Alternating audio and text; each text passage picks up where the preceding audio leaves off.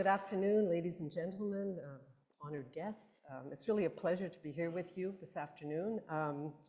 I'm afraid after this build-up that you're going to be disappointed. It's not a good thing to have such an important, so many nice things said about one at the beginning of a presentation. So it's really a pleasure to have this opportunity to talk about Charles Wilson and about Montreal.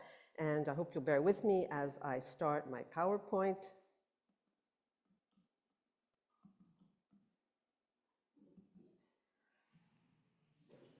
And miraculously, things are working. So, and if at some point you can't hear me because of the way this wiring is set up, please just let me know and I'll try to speak more loudly. Is that, oh. The painting is obscuring the... Ah, okay, that I do not control. That is not my,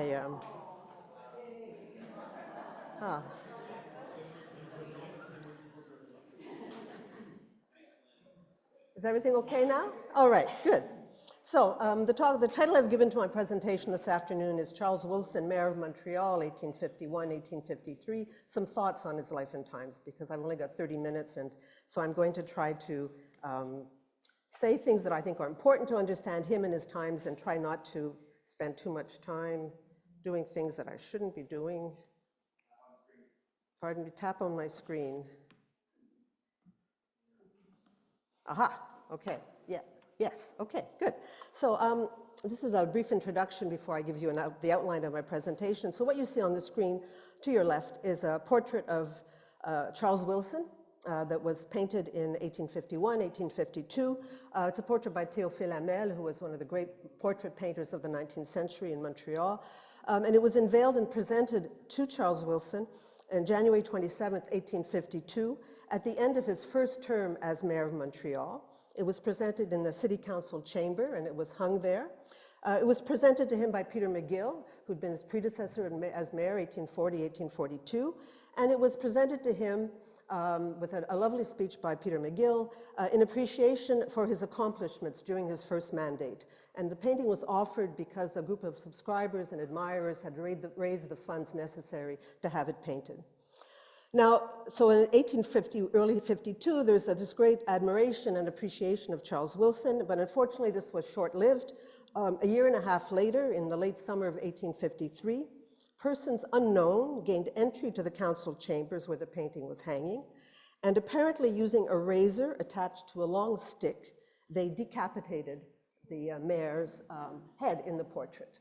So this is, I think, an interesting way to enter into the topic. Who was Charles Wilson and how did he become such a polarizing figure in mid-19th century Montreal? So my presentation is I've already given you the introduction.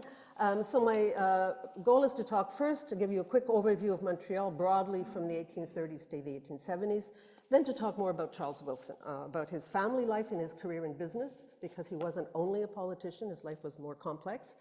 And then to talk about his life in politics, sort of a quick overview, and then to speak about Charles Wilson as the mayor of Montreal.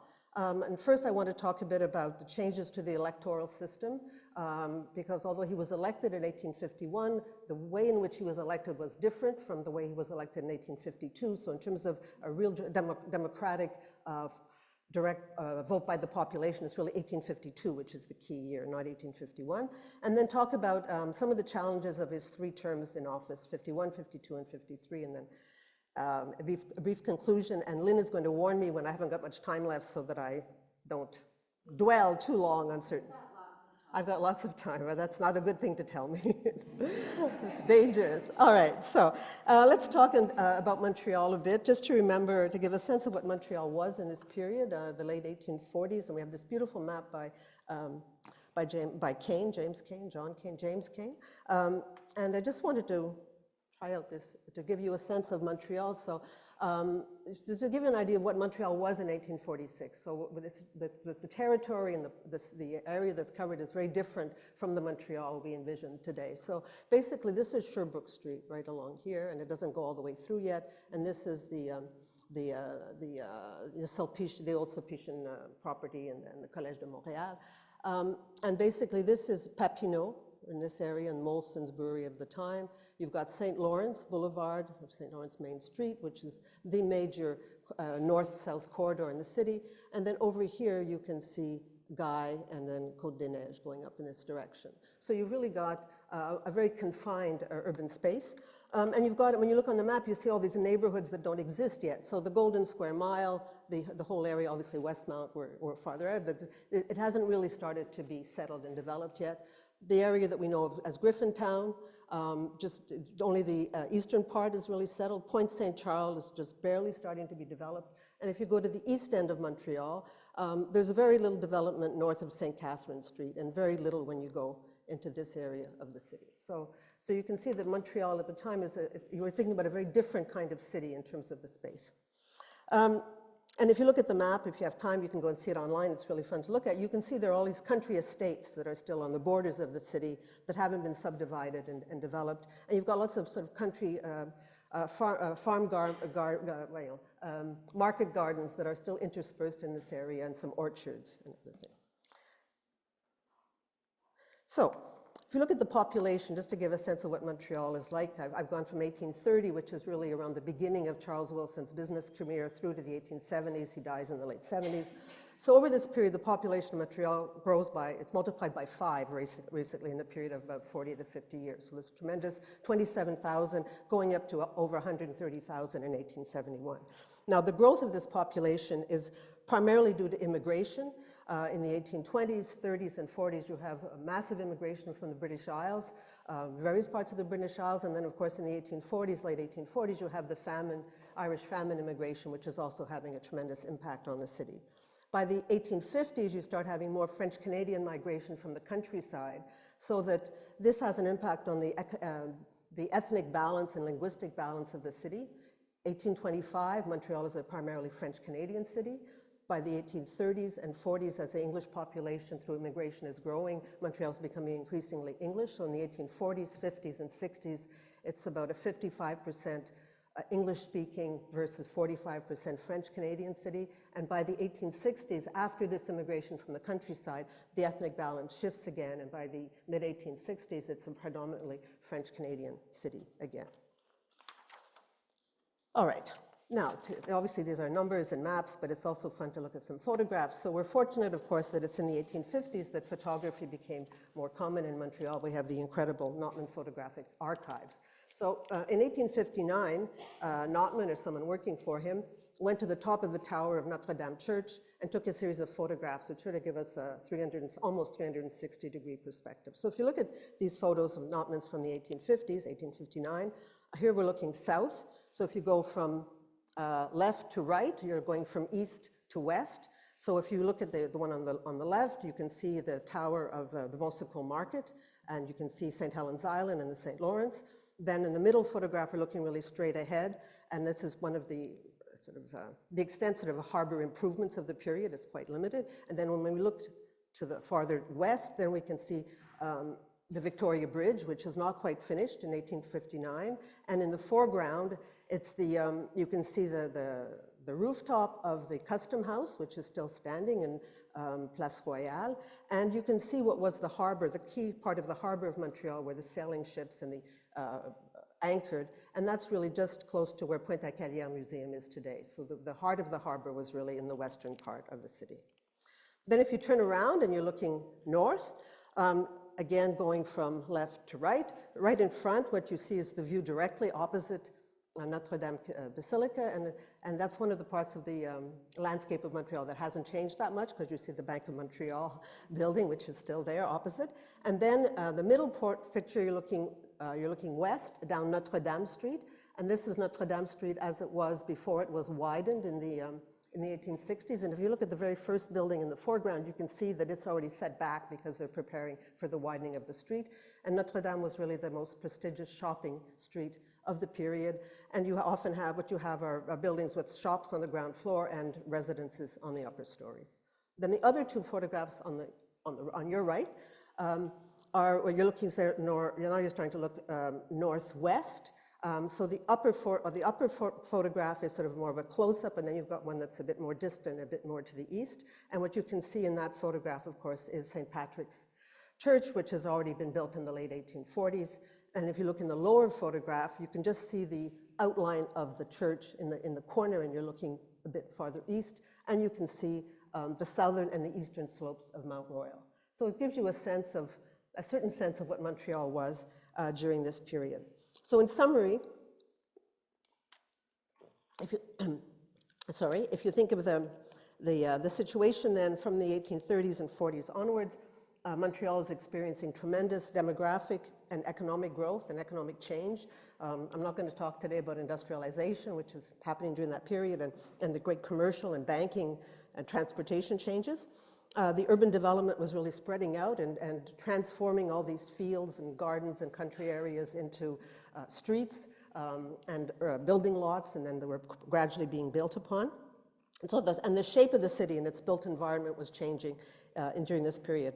So Montreal was Canada's metropolis from the 1830s on. It had replaced Quebec City. It was the main city of Canada, of the province of what was British North America at the time.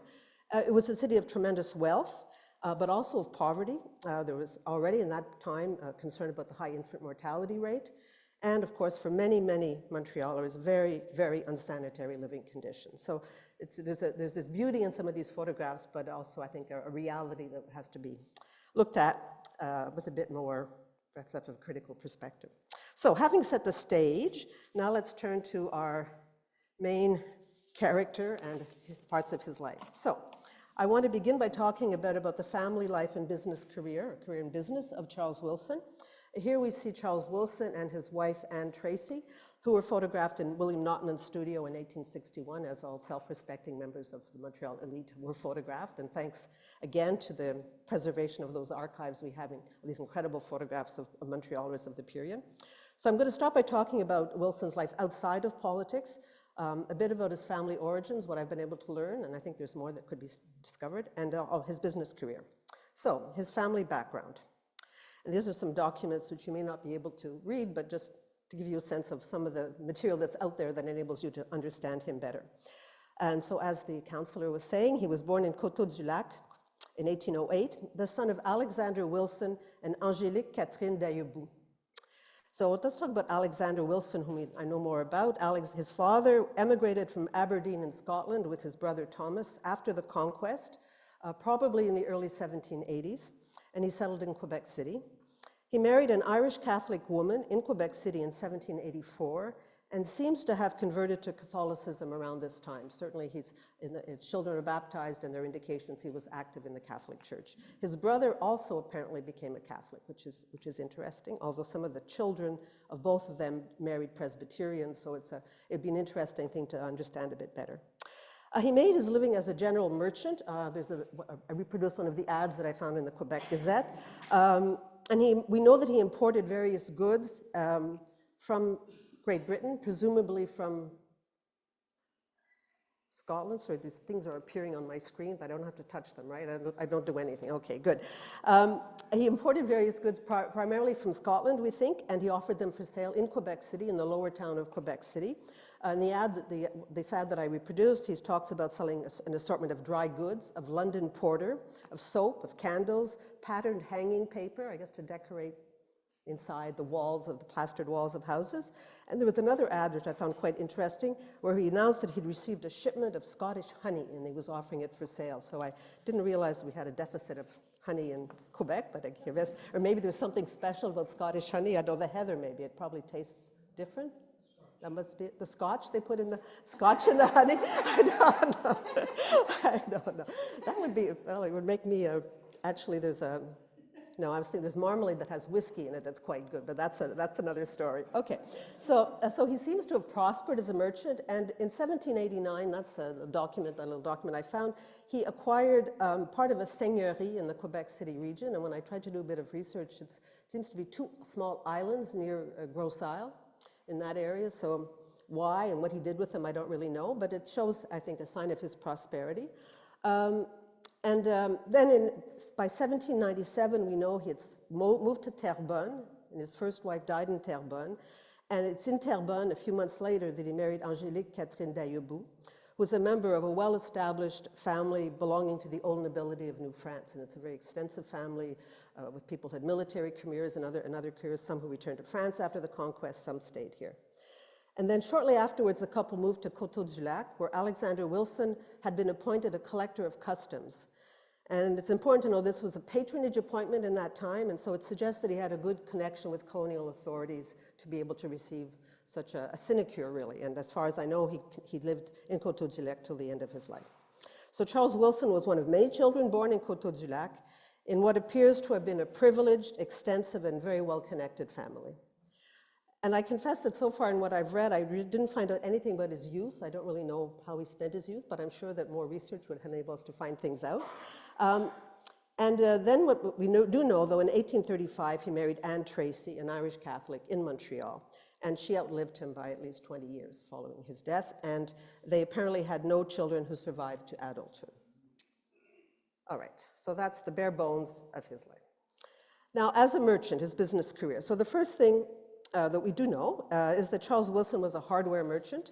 And when you think about hardware, we sort of think maybe of, Home Depot or something like that today. But at the time, really, hardware, you're selling various kinds of products, but you're also importing iron in different forms and tin and other materials that are then going to be, as a wholesaler, you're selling to people in the construction business and in other sectors. So it's perhaps a more substantial kind of business than what you might, not that I have anything against hardware merchants, but I think it's more complex in terms of the different kinds of products that are being imported. So we know that by 1834, he was in business by himself in Montreal, where he had a store, most likely on St. Paul Street. Then we know that by the early 1840s, he was advertising in Lovell's Directory and other sources that he was an importer of a range of goods, and he advertised that he's doing wholesale and retail business in hardware. And in the 1840s, he brought a young cousin called Alexandre Couillard into the business as a clerk. And in 1848, this clerk became his partner, and the firm was known as Wilson and Couillard. And through the whole period, what the references are to Wilson and Couillard, as far as I can tell. And as far as I know, this corporate name continued in the 1850s and likely into the 1860s, but I didn't do that research yet, so there'll be a part 2, I guess, where I can fill you in on that. What you see on the screen, there's an example of a notice that he put in the paper, but then the other 2 images are interesting. The first is an engraving by John Henry Walker from the McCord archives, that's in the archives, and then in the newspapers you find the ad where that engraving was used. And it's an engraving from an ad from 1853. And most likely that ad was put in the paper at that time because it was a new store. There'd been his previous place of business had been destroyed in a fire in 1852. And often you would advertise and show people where you were located to help promote business. So this is an idea. And he imported a range of products and sold a range of products. But of course, that wasn't his only business pursuit. We know that he was a shareholder in various companies over his life. Again, it continues in the 50s, 60s, and 70s, in banks and other kinds of financial institutions. But he was also, and I just wanted to highlight, he was also a property owner. And he and his wife, sometimes jointly, sometimes he alone, basically acquired building lots, or sometimes buildings, had them demolished, and then had new buildings constructed. These are 4 buildings that he and his wife had built in Old Montreal and that are still standing in Old Montreal. So that it's really interesting to know that there are these tangible links to him that if you walk around in Old Montreal. And going from right to left, it's over time. So the first buildings there's really a boom in the 1850s. These 2 buildings in the middle are on either side of St. Lawrence Boulevard, and there used to be it was a continuous row, and then when they opened up St. Lawrence Boulevard to go north, they demolished the ones in the middle, so it was really a set of 5 buildings. And then the last one was built in 1866, and it's already in a more ornate style, which was typical of the 1860s, whereas the 50s were generally a more sober, simple kind of construction. His company never occupied any of them. They were really an investment, and he would also benefit from the rental income, but these are not buildings that he occupied himself, as far as I know. Now, this success in business obviously made possible a very comfortable bourgeois lifestyle, and a way of getting a sense of it, I think, is by looking at some of the places that he lived in. So luckily, there are photographs of some of them. There are other places where I haven't been able to locate photographs. So on your right is a photograph of part of the Beaver Hall Terrace in the hill going up towards the Beaver Hall Square and Phillips Square, which was a quite prestigious set of row houses, of terrace houses, built in the 1840s, and he lived here in the late 1840s.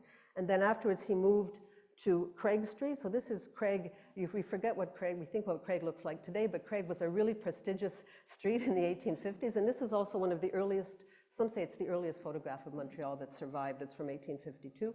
So that he lived on Craig, in a house on Craig, near, at the bottom of the hill that leads to Place d'Armes, so right in that part. And then afterwards, in 1856, he purchased a villa, called Villa Rosa, with extensive grounds on Dorchester, which no longer exists, but was located roughly opposite where the CCA is located today. So it was this large property with gardens and described as really a quite extensive beautiful location. And then in the 1870s, he moved to Sherbrooke Street, which by then was becoming obviously a prestige boulevard in Montreal, and it was in his residence on Sherbrooke Street that he died in 1877. Okay. I'm okay? All right, it's all right. All right, so now we'll talk a bit about, I can relax a bit, have another sip of water, and we'll talk about his political activities, and I want to give sort of an overview before going into him as a mayor. And I think there'd be lots more to discover about Charles Wilson's political life if we spend a bit of time on it. So Charles Wilson, for over 30 years, Charles Wilson was actively involved in politics and held office, different kinds of office or positions. So we know him as a city councillor first. He was a city councillor in Montreal for the Centre Ward, which is part of the Old City, from 1847 to 1851. Then he served as mayor of Montreal from 3 terms, 1851, 52, 53. In 1852, while he was still mayor of Montreal, he was appointed to the Legislative Council of the Province of Canada. So the Province of Canada, that's the government formed after the union of Upper and Lower Canada in 1840, and then it obviously is replaced in 1867 by Confederation. So it's really, when I talk about the Province of Canada, it's the Union of Upper and Lower Canada, or Canada East, Canada West. So he was, and the Legislative Council is basically the predecessor of the Senate of Canada. So it's as though you're appointed as a senator at that time, and he serves there until 1867, and then when the Dominion of Canada is created, he is appointed by John A. Macdonald to the Senate of Canada, and he serves as a senator until his death in 1877. So he's got this local career, but also, you could say, a more national career. And what he's involved in as a member of these other bodies, as far as I know, no one has really studied yet. So I think it's interesting to remember that it's not unusual at this time for a leading businessman or leading businessmen to be engaged very actively in politics and to hold office. And most of the municipal councillors and early mayors are people who were businessmen, and also we've looked at other bodies. And there are many reasons for this. I think partly their own sense of the importance of making sure that their interests are well served, certainly. But it's also because of the very, I guess, hierarchical view we still had of society at that time, and the fact that there were very high property qualifications that were imposed. So in order to seek certain kinds of elected office, you had to demonstrate that the value of your property was exceeded a certain level, and that you had a certain level of wealth to show that you had, I guess, a vested interest in public affairs based on your economic interests in them. So the fact that he was a businessman, very active locally as a councillor, mayor, and then other bodies is not unusual.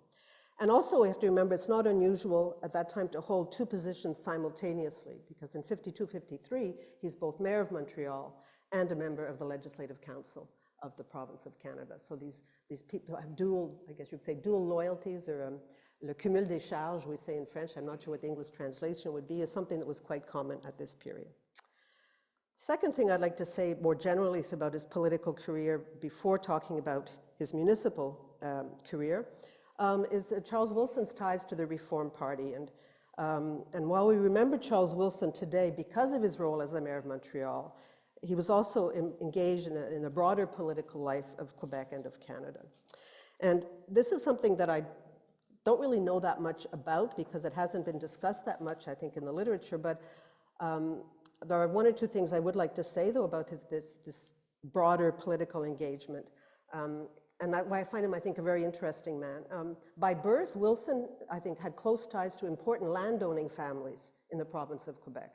And he was also tied through his family and the extended family to more conservative elements in Quebec society. By marriage, however, he developed close ties with the Irish Catholic community. He was Catholic himself, but he wasn't Irish by birth. His wife was an Irish Catholic. His wife's brother was Daniel Tracy. Daniel Tracy was an Irish nationalist and a publisher of a radical Montreal newspaper who died in 1832. But he was the publisher, creator of The Vindicator, which was really quite a radical Irish newspaper in Montreal. And Tracy was very involved with French-Canadian patriots in the battle against the colonial authorities in Montreal and the fight for a more democratic form of government, obviously partly because of his Irish roots. And Charles Wilson, we know that at some point in the 30s and 40s, I don't know when exactly, became quite involved in the St. Patrick's Society in Montreal and developed ties with other Irish Catholics, but also Irish Protestants who in the early years of St. Patrick's Society were also involved in that society. In the 1840s, after the Union, after the rebellion of 1837-38, Durham Report, the Union, and when you start having the struggle of the reform elements for responsible government, which succeeds in 1848-49 and contributes to the fire of the Parliament building in Montreal in 1849. In the 1840s, after the Union, we know that Wilson was a friend and ally of many of the leading figures in the Reform Party at that time, and he's a friend of Sir Francis Hincks. He was said to be a good friend of Louis Hippolyte Lafontaine, whom we see with Robert Baldwin in this statue. And because of his relationship and his ties with the Reform Party, when the Tory mob set fire to the Parliament building in Montreal in April 1849, so just 175 years ago, a few weeks ago, the next day, elements of that mob also attacked and vandalized Charles Wilson's home on Beaver Hall Terrace. And they broke windows and destroyed things. So he was really seen as someone who was engaged with these more, you could say, reform, I wouldn't say left-wing necessarily, but certainly somewhat more radical elements of society who were fighting for democratic change. So, that being said, let's look a bit at Charles now, at last, at his career as mayor of Montreal. So this is what I want to do in the last part of my presentation. So the first thing I wanted to talk about was how one became a mayor of Montreal in that period. And he's also, as we know, described as the first elected mayor of Montreal, but it has to be nuanced. So what does it mean? So Wilson's first term as mayor began in the winter of 1851. During the municipal elections, he ran for a seat on city council and was elected as a councillor for Centre Ward. So what happened in those days was at the first meeting of city council after the elections, the councillors would elect one of their own to become mayor. So as this article in the newspaper says, at the meeting of council held last evening, Charles Wilson, Esquire, was, according to previous expectation, unanimously elected mayor of this city. He immediately afterwards took the oath of office and his seat as presiding officer in the council. So the first mayors of Montreal are elected, but they're elected by the other councillors. So it's sort of an indirect form of designation of the person who will be mayor. And then, of course, everybody celebrated, and they said they went off and drank champagne, and everybody was very happy. And then the comment of the editor is, you know, the temperance movement certainly wasn't very happy that this was happening. So clearly he was not a member of the temperance movement. In 1851, the government of the province of Canada amended the charter of the city of Montreal and made a number of changes. And there are two of the changes I think are interesting. The first was that it's in the revision to the charter that they provided for the direct election of the mayor. So it's only really at the election of 1852 that you can say part of the population is directly voting for mayor. Now you have to understand that it's an election by male, no women, tax-paying citizens who are eligible to vote because they met certain property qualifications. So it's not universal suffrage. You have to have a certain level of property, and then you are certified as someone who can vote for councillors or for mayor.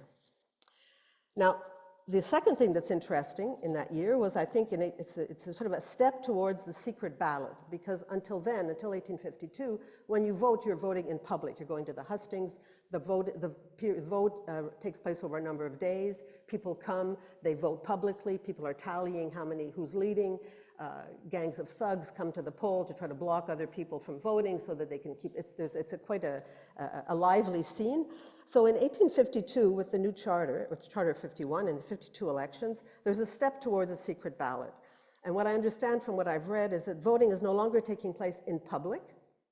And people who are deemed eligible to vote are given a document, and in the newspaper they give instructions and they reproduce what the document is. So you sort of get a ballot where it states that you've been certified as eligible to vote and your name is written down, and you're given a ballot and you're told to write down your choice for mayor and for city council, for the council. At that point there are 3 councillors per ward, and then you go and you deposit your ballot in this ballot box. Now, reading the article in the charter, what it says is that upon paying a certain amount of money, other people can request the right to see the ballots. So in fact, who you voted for is written, because your name is written on the ballot. At any point you can know who voted for whom or whatever. So we're moving towards a secret ballot, because at least you're doing it in a more discreet way, but still it's public, and you know who, which is good for an historian if these ballots survive, because then you can say, well, who was voting for whom and what was the situation. Okay, so therefore these new rules applied to the elections of 1852, and Charles Wilson was therefore the first mayor elected directly by eligible voters in the history of Montreal, and he was elected again in 1853. So he was twice elected by the broad population of people who could vote, and only at one time by his peers at the council. So then what I wanted to look at briefly was some of the highlights of his terms in office, his 3 terms. So just to talk first about his first term, though, which was from 51, from the winter of 51, February, March is when the elections were, to February, March of the following year. So obviously, as I indicated at the beginning of my presentation, his first term was considered a great success. All these admirers, his portrait is painted, it's hung. And his contemporaries in the speech, when he was presented with the portrait, looking back over his first year, they praised his work at restoring the city's finances and its credit rating. So you see, this is an ongoing issue with the cities of, what is the financial situation. They also spoke about his efforts to restore social harmony after the disturbances of 1849, because obviously 1849, the Tories, the burning of the Parliament, the hostility in the city, the tension, so that was something that took a while to improve, and so in the 51 he was apparently doing this. And the highlight, from what I read, was the inauguration of a new city hall, because until then there was no permanent city hall as far as I understand, and so they inaugurated a new city hall in one of the wings of the Bosco Market, and that's where the city hall and the council was. And there was an official opening took place in January 1852, and it's at the time of that official opening that the portrait was presented, and it was hung in the council chamber, and a portrait of Peter McGill, I understand, was also hung around the same time in the council chamber. So his first term seemed to go fairly well. His second term, 1852, well, the second term, I'm sure there were lots of things that happened, but what stands out in historical memory is one exceptional and tragic event. It was the Great Fire of July 1852 in Montreal. So in July of 1852, apparently during a very hot, dry spell where the temperature rose to the 90s and high 90s, a fire broke out on St. Lawrence Main Street, now St. Lawrence Boulevard, and because of the heat, winds, also because of problems with the water supply to the city, the firemen weren't able to fight it very effectively, and also because the suburbs of the city outside of the heart were primarily built of wood at that time. I mean, there were some stone buildings, but there was a lot of wood. There were wooden sheds, wooden fences, wooden buildings. So there was this really sort of a perfect storm to fan the flames of this fire. More than 1,000 dwellings were destroyed during the fire, and they estimate that 10 to 12,000 Montrealers were left without a home during this time. So in 1852, in the pilot, John Henry Walker prepared a map showing the area of the fire. He also showed some of the other more recent fires to show that Montreal there was a problem with fires at the time. But the 2 big areas, well, this is when this should come in handy, wouldn't it? So this is the area that was destroyed by the St. Lawrence Boulevard is C, and it goes all the way to St. Denis Street and a bit beyond. And then there was another sort of fire that broke out almost simultaneously in this area, and then spread and destroyed basically all of the Faubourg Sainte-Marie, all of the lower part of Saint-Jacques and Sainte-Marie wards. So, and earlier that summer, there'd been oops, oh no, that's not what I wanted to do. Back. I just did something. Okay, just share your presentation again. Sorry. They say, I don't want to say okay, so I'm going to say this. Is that going to work? I can just close this, I guess. Sorry. I was becoming too confident. Now, oh yeah, wait a minute, there it is. The worst thing that can happen is when nothing goes wrong. Okay, here we are, and I'm just going to go back to where I should be, because I shouldn't be there. Okay, this is where I want to be. Okay, no, this is not where I want to be. I want to be back here and show you just, yes, okay. So then there was another area in Old Montreal, right around, really the heart of Old Montreal, just north and east of where the Custom House was, where a lot of business properties also burned down, and that's where Charles Wilson's own business had been a victim of a fire. So it was actually a traumatic event. Now, this fire was understood to be a catastrophe, but also to be something that was, because of the importance of Montreal, it was really international news. And so James Duncan, who was in Montreal at the time, am I doing something wrong? That's okay.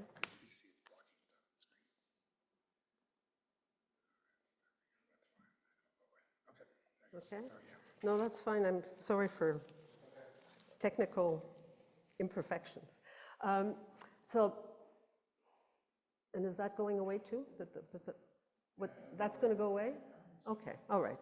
Okay, so James Duncan, who is here, did a number of sketches that were then turned into engravings and sent off and then probably engraved in London, and they were published in the London Illustrated News, and he also later on did a painting. So what we see here on the upper left-hand side is, so as the fire is still raging, this is the Champ de Mars in Montreal, and people whose houses are nearby and who can feel the flames coming are emptying, desperately emptying. It's sort of like people now, you think in BC and Fort McMurray, where these wildfires are threatening, trying to grab anything that they can and to sort of bring it out to what is a sort of open, safer area.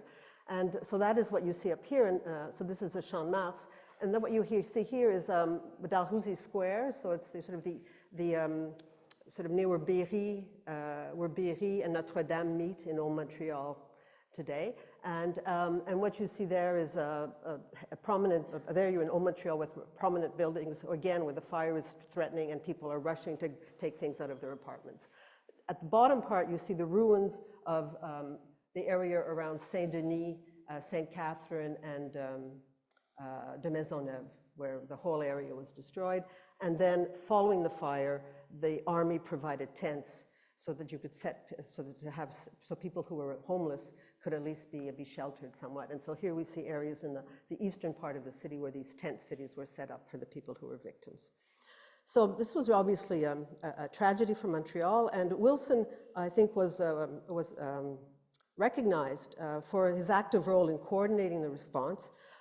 He certainly used his political contacts with the provincial government, the government of the province of Canada, to obtain financial support and other forms of assistance. And this was really, I think, the major challenge of the second term, is then how you recover and how you start programs again to clear up the debris and then to put into place various measures. And following this fire, that's when they forbid building in wood in the suburbs of the city of Montreal to prevent future fires.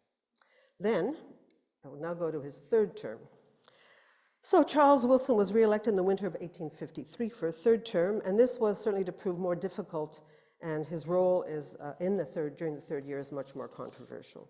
So the key event, obviously, that's influenced, and that the councillor referred to briefly, that has influenced his reputation and the way he's treated, were the Gavazzi riots of June 1853. Now, there's lots written about these riots. I'm just going to try to give you a few highlights so we can get to Wilson.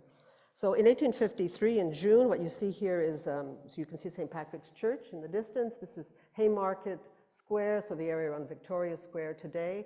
And you have the other steeple that you see on your left is the Congregational Zion Church.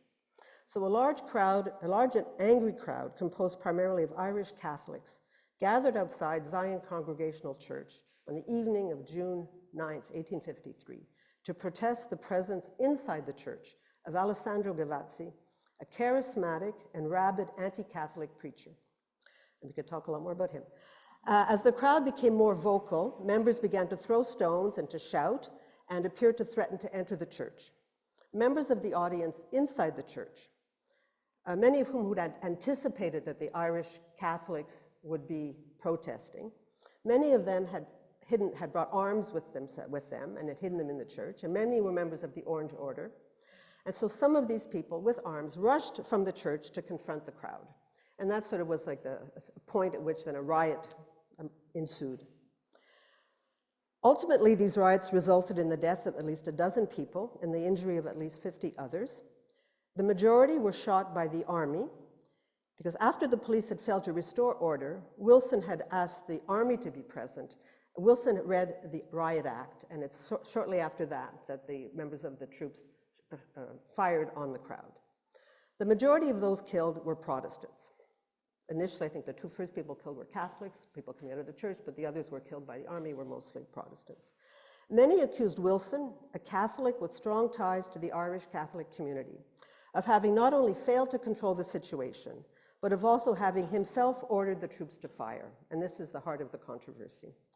An accusation which Wilson denied. A coroner's inquest subsequently found that there was insufficient proof to charge Wilson with having caused the death, and people saying he was a murderer and should be charged. In the aftermath of this event, Wilson tendered his resignation to City Council. But the motion to accept his resignation failed to gather the necessary support. According to newspaper accounts, you needed 3/4 of the members to support the resignation to take effect. 2/3 of the members supported it. And because of the polarization, I haven't looked at this more closely, but one can assume that the Irish, French Canadian Catholic elements of the council were against his resignation, and Anglo-Protestant were more likely to support it. So as far as I know, he continued then, but I'm not sure what the atmosphere must have been in this council and in the city in the months following, and he did not, obviously, he was not a candidate for the following election. It's important to know that the Gavazzi riots in Montreal are cited as the worst case of religious strife in 19th century Canada. This is really a major event in terms of religious strife, and obviously in Canada. And unfortunately, unfortunately for Charles Wilson, it's really because his ties to the Gavazzi riots are what historians have tended to remember, not all the other aspects of his life. So in conclusion, so I'm showing you in conclusion are really two images of Montreal, over sort of covering his lifespan. You've got a watercolor, I think, from 1811, Montreal from the Mountain, where we have some idea of what a small colonial town Montreal was in 1811, and then a photograph from Mount Royal Park in 1876. So the park has just been created, and you have this view, and you can see how the city has really reached the mountain, and obviously this is a view of the square mile. So in thinking again how to conclude, I was thinking about in Dickens in, I've just gone blank, but you'll be able to help me. The book, this novel that starts, it was the best of times, it was the worst of times, about the Tale of Two, right, thank you. And so I was thinking, this sort of summarizes Charles Wilson, certainly his period as mayor. It was the best of times, he's praised, his portrait is done, it's hanging in City Hall. The worst of times, he's accused of being a murderer, lots of the press is at his throat. And I think more broadly, it also probably fits Montreal, because it was the best of times in lots of ways, but it was also the worst of times for so many people in Montreal. It was a difficult time. Charles Wilson was clearly, I think, fully engaged in the economic and political life of his city and of his province during these years. And I think, anyway, I would leave it at that about Charles Wilson. And I want to thank you, all of you, for the opportunity to find out more about this man, because I didn't really know that much about Charles Wilson, and to realize that there is still a lot more to discover about his life. So thank you very much.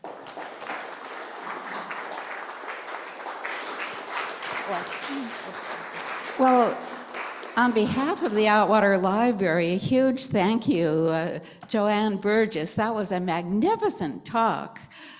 So much that you conveyed about our past, the sweeping story of Montreal through the lifetime of Charles Wilson, the striving, the passion, the violence, the turmoil, but yet the growth that you so beautifully illustrated in those last two pictures. I can't thank you enough, and I hope this is just the beginning of your relationship with the Atwater Library.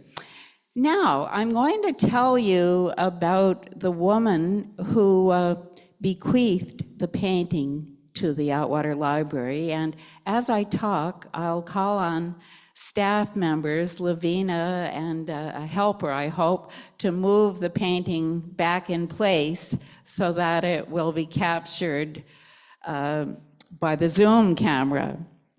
I'll keep talking. Frances Whelan is the woman who bequeathed the painting to the Atwater Library. Frances Whelan was somehow descended from either the family of Charles Wilson or the family of Anne Tracy, his wife. That's a question for historical researchers. Frances was born in the mid-1920s near here in this part of Montreal. We're now, the camera is now here, Jason, is it? Frances Whelan spent her girlhood in this part of Montreal. A member of our audience, Vandra Patricus, as part of an Atwater Library project, interviewed Frances, and the interview is available online. The interview elicited the fact that in her youth, Frances was a diver and participated in a diving event at the Forum. As a young woman, she became what would have been called then an airline stewardess and moved to the New York City area. She worked as a flight attendant and then settled in Fort Lee, New Jersey, across from Manhattan. In late life, I'm told, on a visit back to her hometown, she met a man by the name of Philip Chartrand, who was a member of the Atwater Library Board of Directors. They developed a late life romance and got married. Frances lived into her 90s. She outlived Phil, and in her will left this painting to the Atwater Library. I knew Frances. In the first many years I worked here, Frances would occasionally visit with Phil, and I remember having lunch with her. I have no recollection of any mention of a painting coming our way. But this winter, it was early December actually, I got a phone call out of the blue from a woman in New Jersey who knew Frances to say that we were getting the painting. But the caller didn't know anything about the subject of the painting, so it was a bit of a quest to figure out, well, who is the man in the painting? The initial information indicated that it was a Charles Wilson who was a Scottish university administrator, but no, actually I twigged the fact that it was a former mayor of Montreal. And Wilson Avenue in NDG is named after him.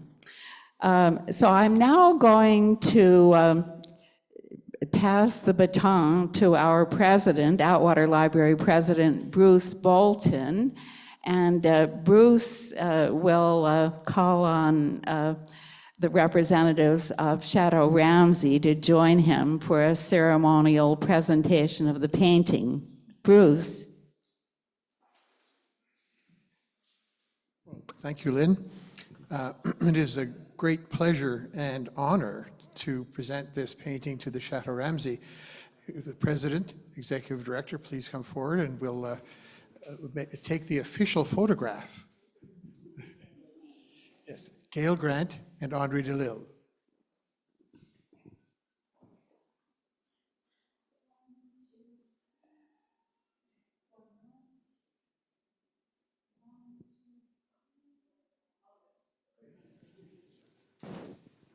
Now, having been associated with the Château Ramezay all of my professional career, I realized that the painting of this nature would fit perfectly into the collections of the Château Ramezay. They used to have a gallery of portraits, and so they have a number of paintings of Montreal mayors as well. So the Château Ramezay is now able to take care of this, to present it properly, and to safeguard it for centuries to come. So please accept this painting on behalf of the Atwater Library. And Gail, would you say a few words?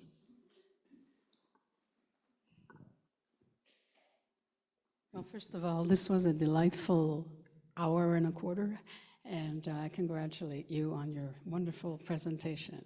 It's lit up so many lights for me because it's almost the history of my grandfather. It's very similar. I think the Château Ramezay will be very honored. Those who don't know about it yet, but most people know this is happening. Honored to continue the stewardship of this beautiful painting. It really is. It's intact, and we'll take good care of it. We have some members of the Château Ramezay here today, and I think the interest will only just grow. And it's true we have a collection of paintings of males. Do we have any females? Yes, we have Charlotte, Madame Ramezay. More than one, okay. Well, you tell us. No. Come see. No, it's just they're not that visible. Anyway, thank you so much for your generosity and the history that's behind that gift. Thank you. Okay.